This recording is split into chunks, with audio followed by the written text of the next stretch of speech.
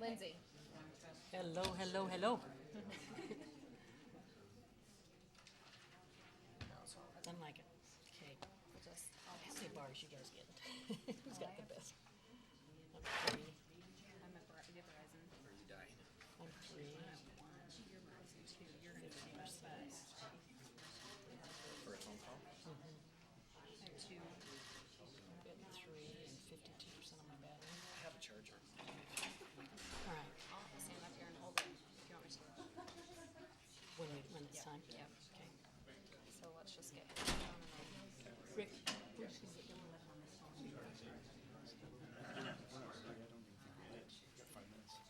Let's just get to the We just don't. He's got my phone with him. Okay.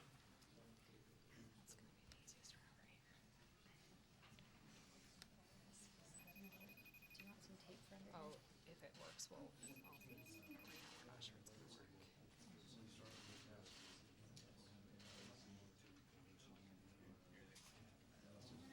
Do our internal network, will that make it better? I am already. You are? Okay.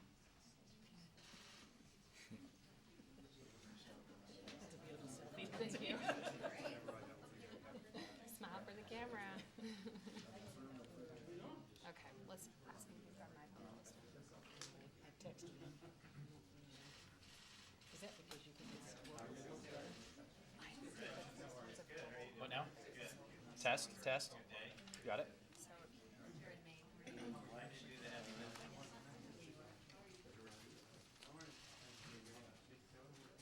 How tight is this wire? I'd like to move it up a couple feet so we can get more people behind. Yeah, I How agree. tight, just see how tight that wire is by pulling on it. We can do it, right? Okay. Okay, moving? Yeah, go ahead. Okay, let's go. Okay. FaceTime and you want me to accept it. Give me that small wire. So I think it'll be intuitive once it comes in. Come in like a call and you just accept it.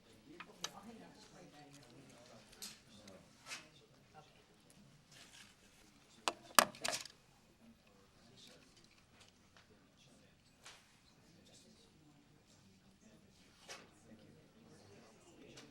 We got 3 minutes. 4, 5, if you want. Can I borrow that tape? See you too. Thanks for everything on this. Thank you. Do you have one of these? Okay.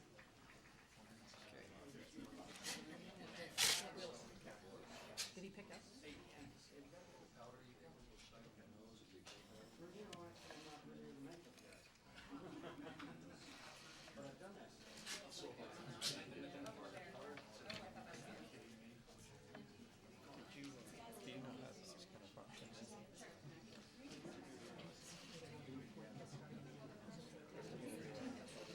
Yeah, we definitely, I mean, I just think everyone has to use their best judgment to fill in. But we'll mention that. Okay, switch on.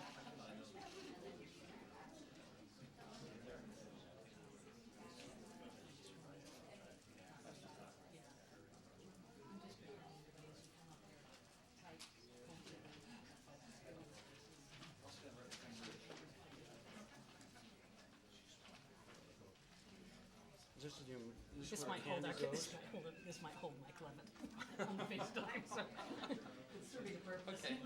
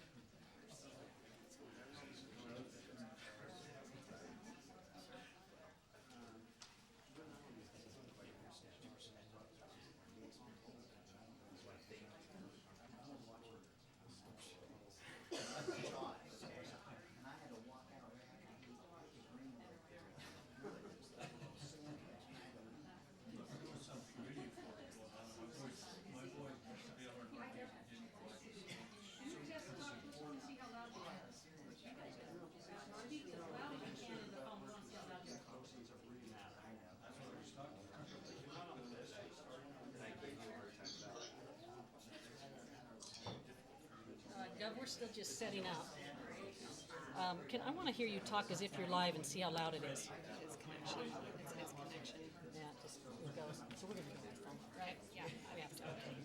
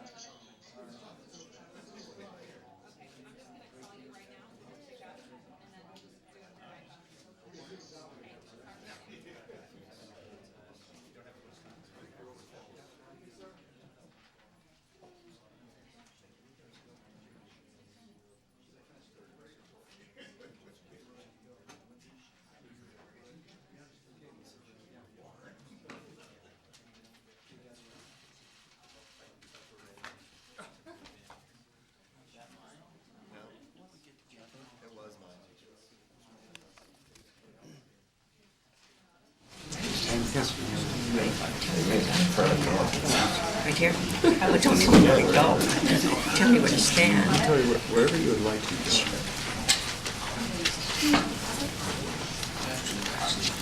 You ready to go? Welcome to this extraordinary press conference today. There are very few issues that are as important as how citizens choose their elected officials. We're here today because of months of discussions because of serious discussions which have included Count My Vote, citizens, the Utah Legislature, and political parties. We are confident that the results will be a win for voter participation and citizen engagement. I'm Wayne Niederhauser, President of the Utah Senate. I'll be conducting the press conference today, and it will proceed as follows. We'll hear from Count My Vote petitioners Rich McKeon, Gail Miller, Norma Matheson, and Governor Mike Leavitt by phone. Next, we'll hear from Senator Kurt Bramble, President Pro Tem of the Senate, Senator Karen Main, Minority Whip. We'll also hear from Representative Dan McKay from the House of Representatives and Majority Leader Brad Dee. Rich? Thank you. Thank you, President. Thank you all who are here today. We're very appreciative of the capacity that we have to announce today historic legislation that will significantly modernize the Utah election system.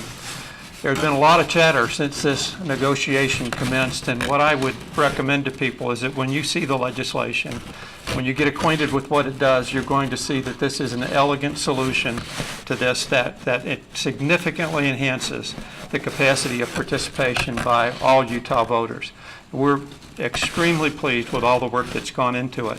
it would not be appropriate to stand here and not express appreciation for the number of people who have been so significantly involved in this. First, I'd talk to the Count My Vote petitioners, the volunteers, the donors, the people who felt in their hearts that they wanted to see some change and some reform. We appreciate all that they did, and they created an environment for this discussion to occur. Second, we're extremely appreciative to Senator Bramble and to Senator Valentine, to Representative McKay for their really significant lift to make this happen. And let me tell you, this was a monumental lift on their part, and these discussions over the course of the last 3 weeks have been tense at times, but they have always been productive. And the continual productivity of them has been a landmark of this, and we have all taken as our mantra the notion that we want to increase voter participation, and so we are very, very pleased with their efforts.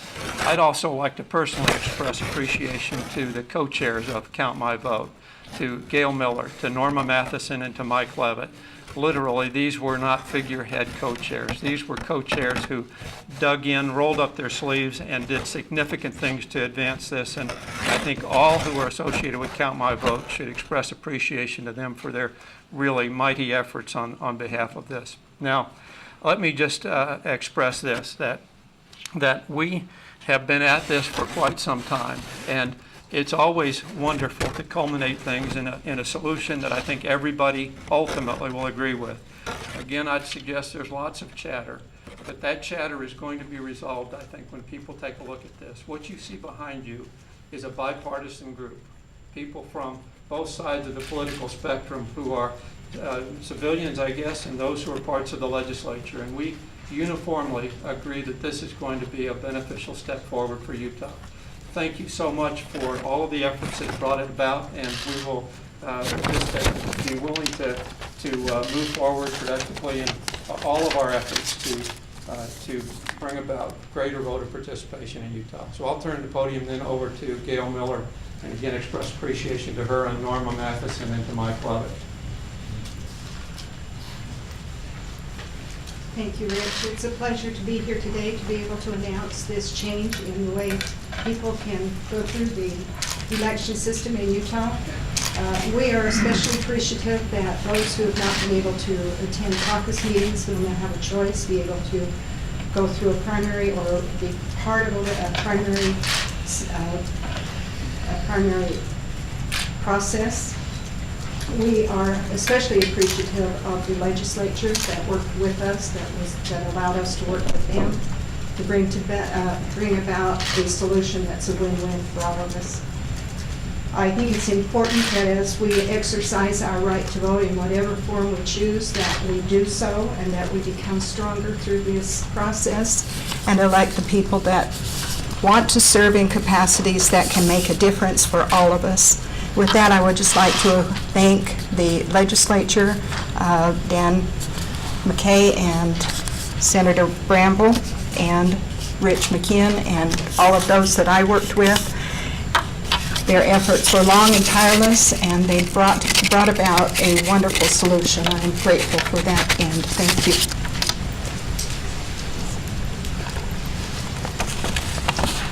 Good afternoon, and it's wonderful to be here on this occasion because it's the production after the production of a lot of work and effort.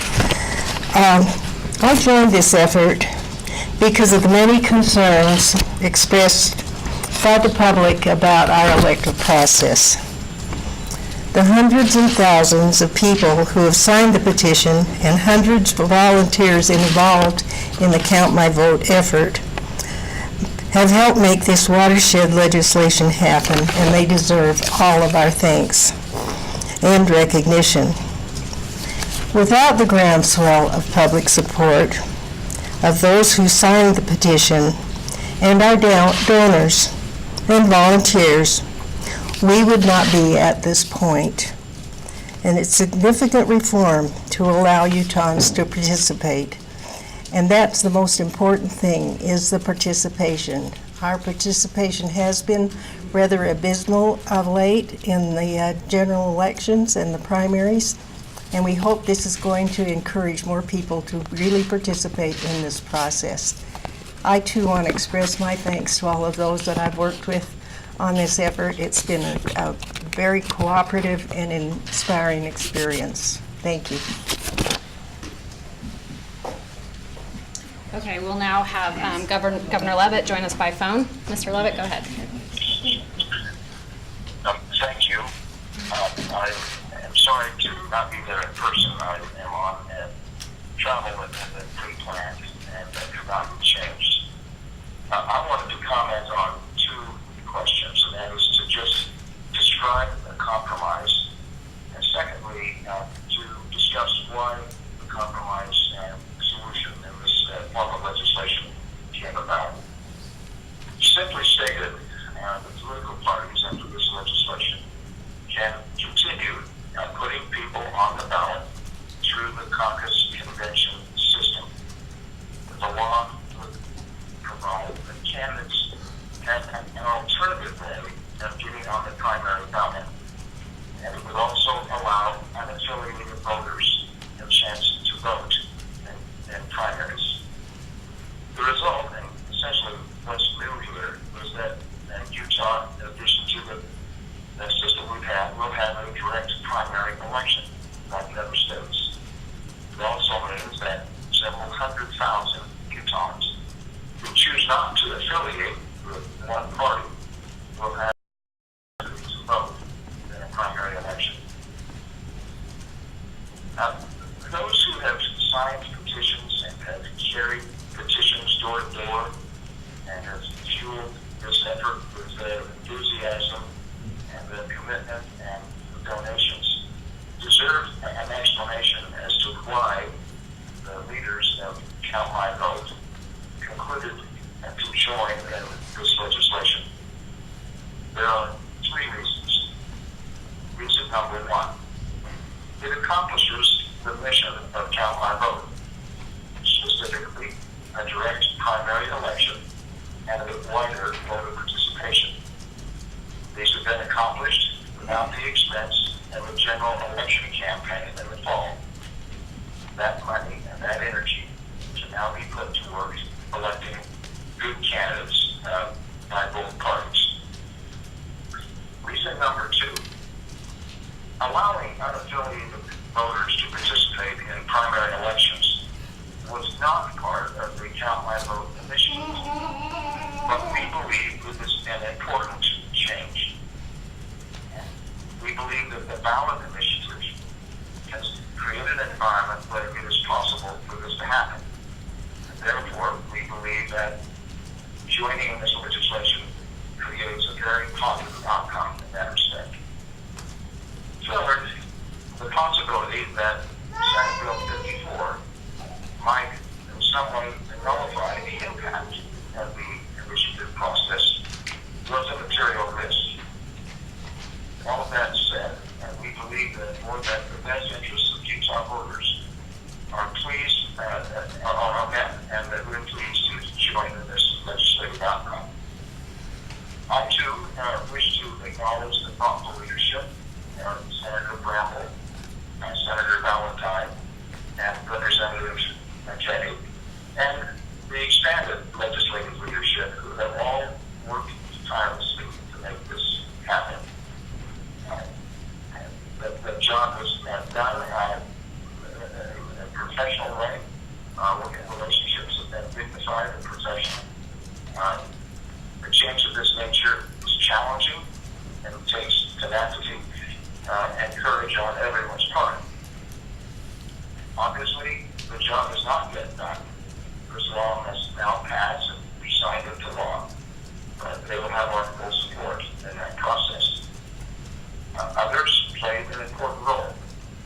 I want to mention Blaine Bailey, the president of the Chamber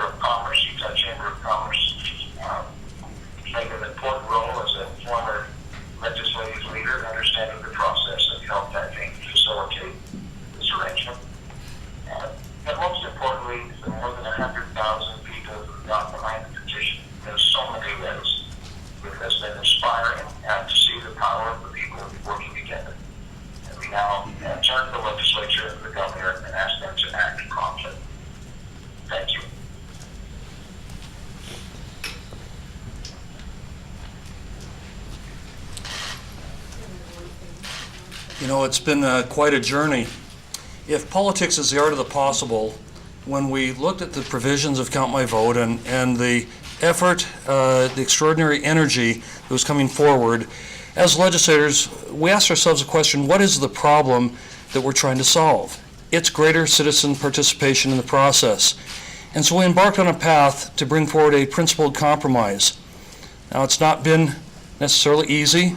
It's taken a great effort on behalf of the organizers, the principals of Count My Vote, as well as the legislature, to stay in the room, to be at the table, and to find that principled compromise where we would put forward legislation recognizing and respecting the voice of the people through not only the initiative process, but the voice and the vote of the people that have elected the 104 members of the legislature and the governor. Both play a critical role in the legislative landscape in the state of Utah. The citizens have a constitutional right to the initiative process, and yet legislators are charged by the Constitution with enacting well-reasoned legislation. And I want to thank Governor Leavitt, Gail Miller, Norma Matheson, Rich McKee, and all the folks from Count My Vote, as well as Dan McKay, Senator Valentine, President Niederhauser, Speaker Lockhart. I'm going to forget some, but the entire House leadership team led by Majority Leader Brad Dee, the minority party led in the Senate by Senator DeBackus and in the House by Representative Jen Seelig. They were part of this process. So if, in fact, politics is the art of the possible, then we're putting forward Monday morning at 8 a.m. the product of serious negotiation and a principled compromise that will enhance the electoral process in the state of Utah. Thank you. Thank you very much. I'm delighted to be here, and what you can see is Utahns working together. All my friends behind me have collectively come together to make this work. I'm here to represent the working families of the state of Utah.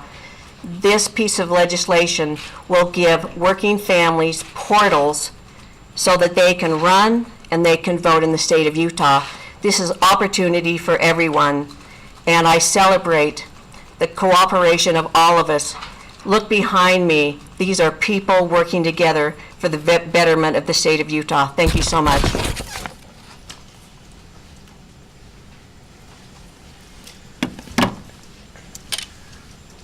It's important to me,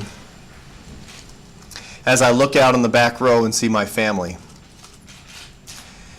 that I'm constantly mindful of the future of the state of Utah, because it's their home too. I want everyone to know that compromise is difficult. This compromise was no exception. There are deep feelings on both sides of this issue. There are several who are frustrated about a perceived loss on one part or another. And I think what everyone needs to recognize is that this is an important part of the process, that people are coming together for the benefit of the future of the state of Utah, and now we can all move forward with a unified voice, with a knowledge that you are being watched out for, so that you can have participation, so that you can be involved in the process. My job as a member of the House of Representatives, as I view it, is to find solutions to difficult problems. We have a solution here today that will be a significant and solid step forward towards increasing participation while preserving our historic process of nominating candidates. I would like now to insert my Emmy acceptance speech and thank everyone who is important to this process, and thank you very much for being here. Thank you very much for coming today. My name is Brad Dee, and I'm a majority leader of the Majority Caucus in the House of Representatives. And we understand, after many discussions on this particular SB 54, that there are diverse opinions from across the state. When you have 61 members from all over Utah, you have an opportunity to listen to those opinions, both with concerns and both with expectations of what will happen in this particular arena. One thing we understand, and this caucus came together absolutely, is the fact that we must listen to the people of Utah. And so you see in front of you today members of leadership in support of a compromise with dialogue and deliberation. Every free nation in the world today is built upon those precepts and concepts of dialogue and discussion and compromise. Those documents which we hold dear come from that process. And so today we're meeting here on another opportunity to have that process come together in a compromise because of that same precept. Let me just say this. This was important to those of us that are products of a caucus system in the state of Utah that has produced what I believe in the legislature and every other elected official in Utah, the greatest state government in the United States because of the system we have been working with. But we understand also about inclusion of unaffiliated voters and those voters, and we want to be able to say as a caucus and a party that we listen, and we want them to come to us, and we welcome them to the process. It's not an easy process as we come today in this particular situation. A lot of concerns. My appreciation and great deal of respect go to the Count My Vote people, as well as the leadership, as well as the good sponsors of this particular piece of legislation. This has not been an easy path for any of us to come to. Can I just say that the responsibility today shifts. It shifts to the public. It shifts to the voters of the state of Utah.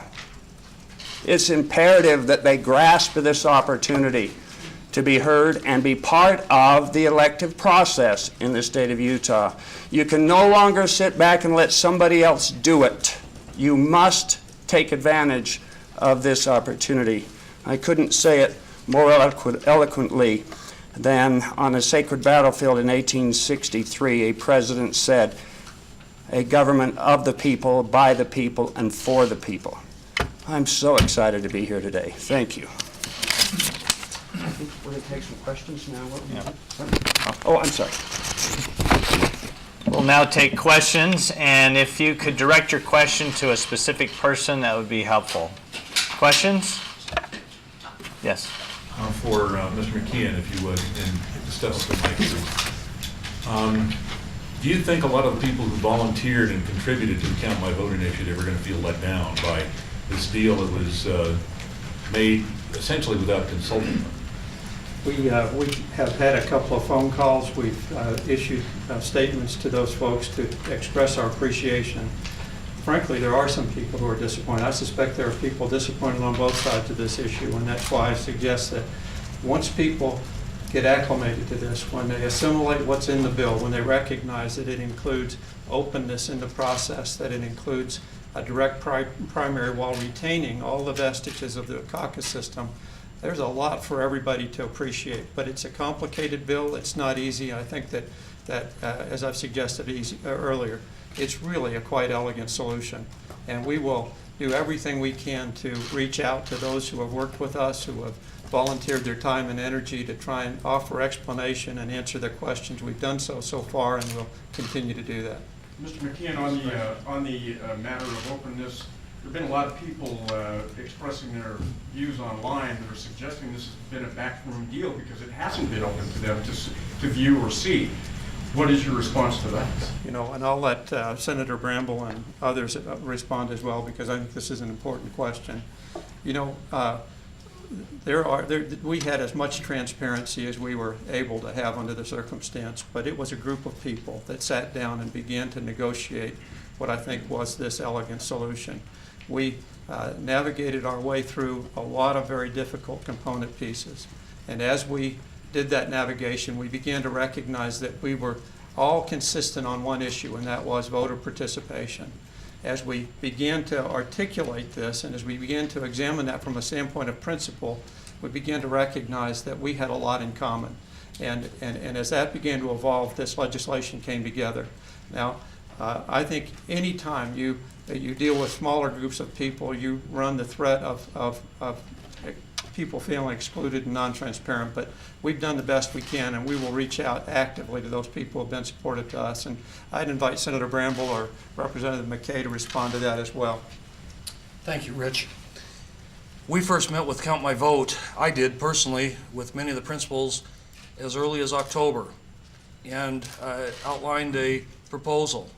And to their credit, they came to the table and we began negotiations.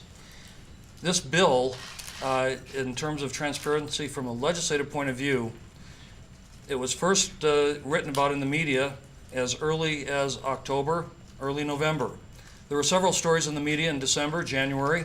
The bill was introduced the first week of the legislative session publicly, and it was assigned to the committee that I chair.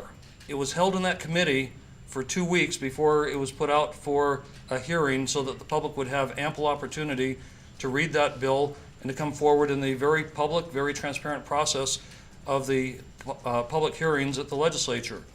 This compromise, the reason for holding the press conference today, the bill is before the legislature tomorrow, and we wanted the public to be aware, and if they would like to come and voice their opinion, that there'd be plenty of opportunity in that committee hearing tomorrow morning at 8 a.m.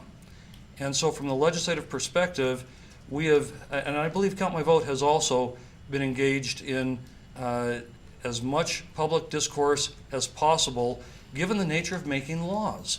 And the nature of making laws are, when you have an initiative, citizens can sign that petition, but the language of that petition can't be amended, it can't be changed. In the legislature, while we have the committee process and we can offer amendments, and we have 7 different times a bill has to be debated before it passes to the governor's desk, we stand accountable every 2 or 4 years, depending on the office that we hold. And so between those 2 processes, we believe that this has been as transparent and open as is humanly possible. What was the hardest sticking point?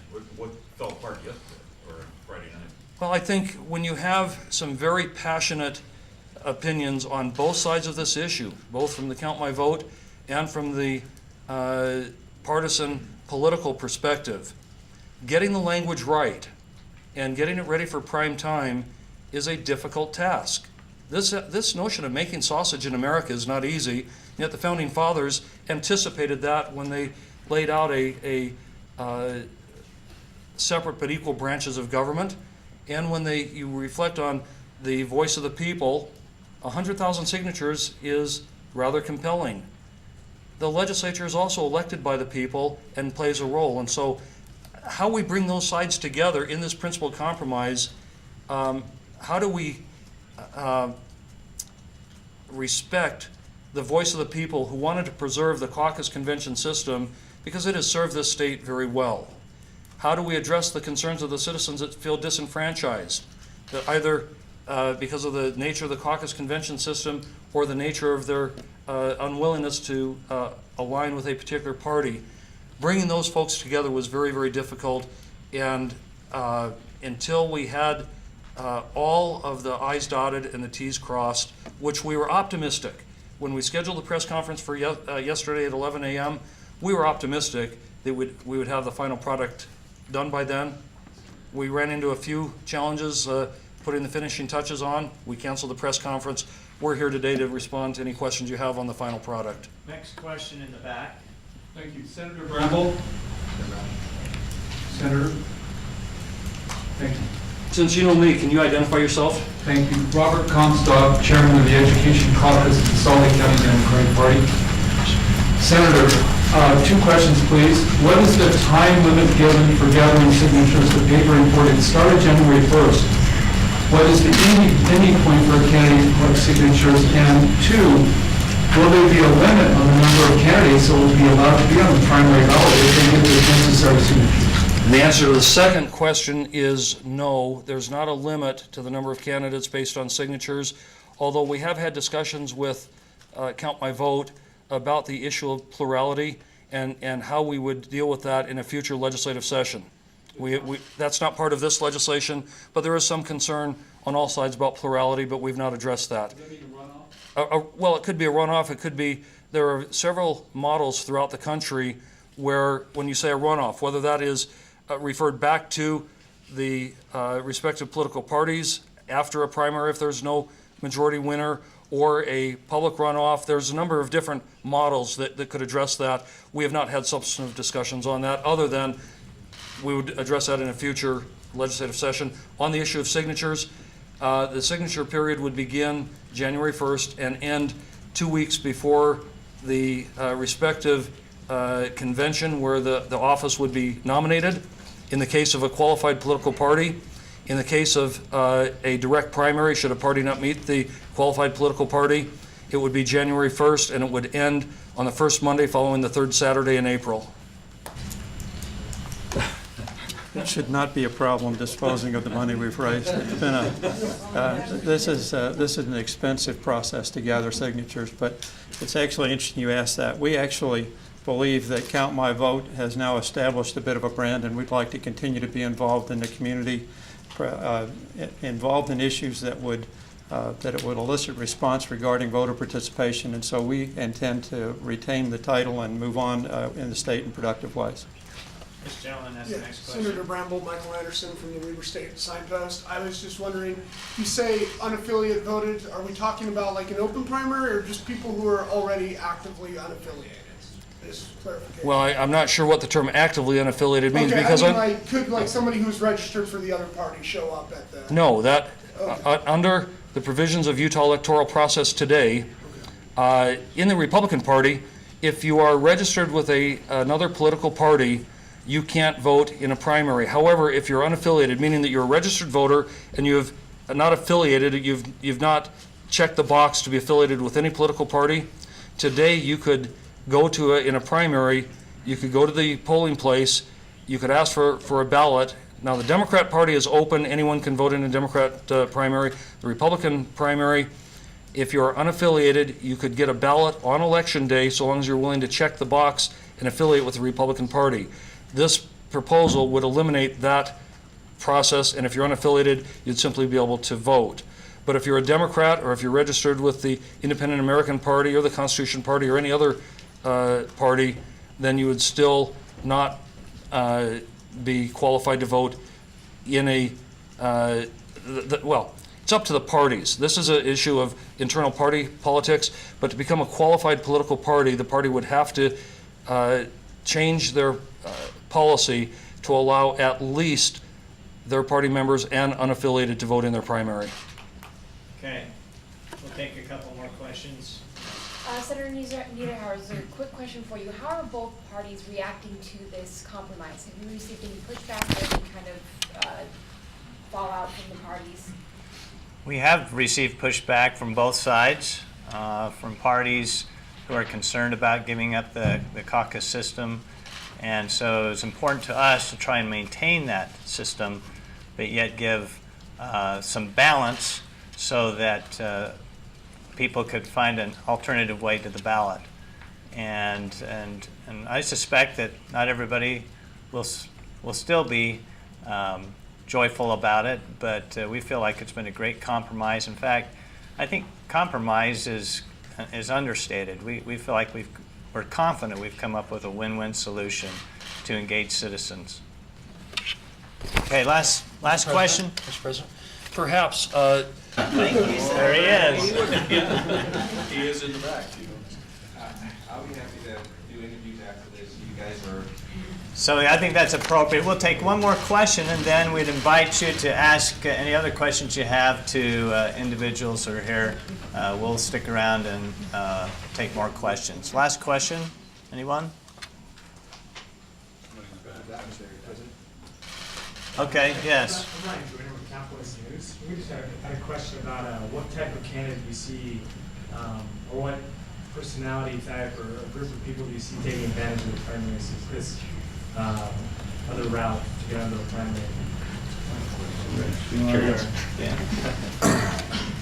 I think you'll see people from different walks of life, I think there'll be a diverse group of people that take advantage of this new alternative to the primary.